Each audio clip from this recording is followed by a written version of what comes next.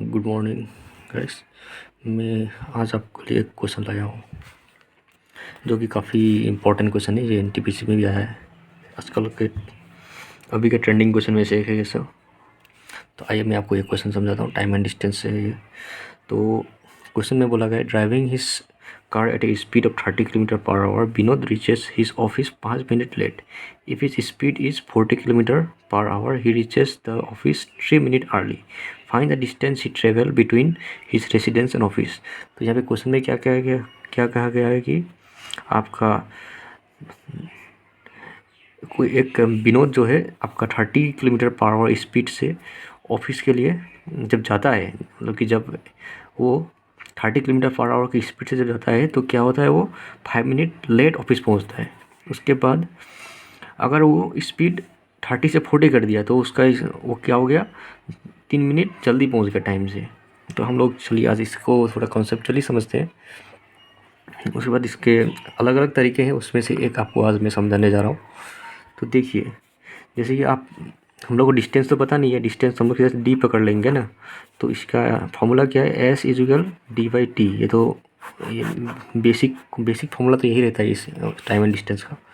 तो देखिए हम लोगों को ये क्या कहा गया है कि टाइम, ये दिस इज द टाइम, ये टाइम में हम लोग को एक्चुअली पहुंचना चाहिए था। हाँ, यहाँ पे तो लिखा हुआ है जैसे कि 30 किलोमीटर पर आवर जो है, 30 किलोमीटर पर आवर पे जब वो विनोद जाता है तो उसके बाद उसको 5 मिनट वो लेट पहुंचता है। लेकिन हम लोगों को जैसे कि 5 मिनट लेट पहुंचा, 5 मिनट लेट मतलब क्या हुआ कि वो समय से 5 मिनट, अगर सपोज आपको एक एग्जांपल देता हूँ, जैसे कि आपको 10 बजे हम लोग को कोई एक जगह में 10 बजे पहुंचना था।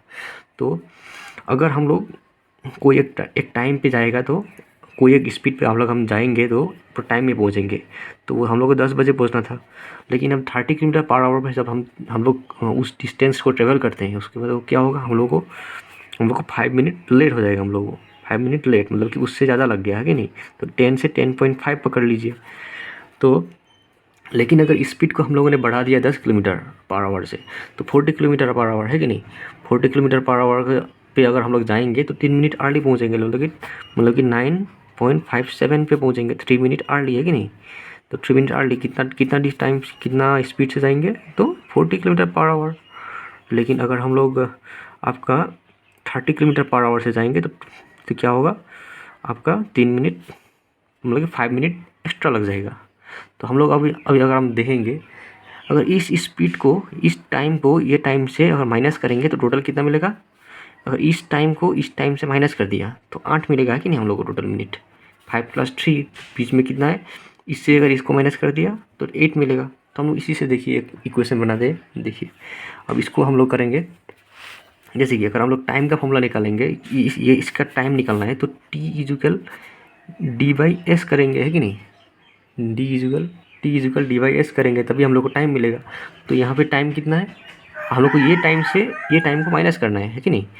तो हम लोग देखिए, तो हम लोग इसका टाइम कितना होगा, आपका डी, तो हम लोग डिस्टेंस तो पता नहीं है, इस अननोन, तो डिस्टेंस को डी पकड़ लीजिए, तो आप एक्स पकड़ लीजिए, कुछ भी पकड़ लीजिए, लेकिन अननोन वैल्यू है तो हम लोग डी ही पकड़ लेते हैं। चलो डिस्टेंस का डी ही पकड़ लेंगे। तो अभी हम लोग डी, अब इसका टाइम निकाल रहे हैं ना, तो डी है, डिस्टेंस तो पता नहीं, लेकिन टाइम पता है। टाइम कितना है, 30 किलोमीटर पर आवर है कि नहीं, 30 किलोमीटर।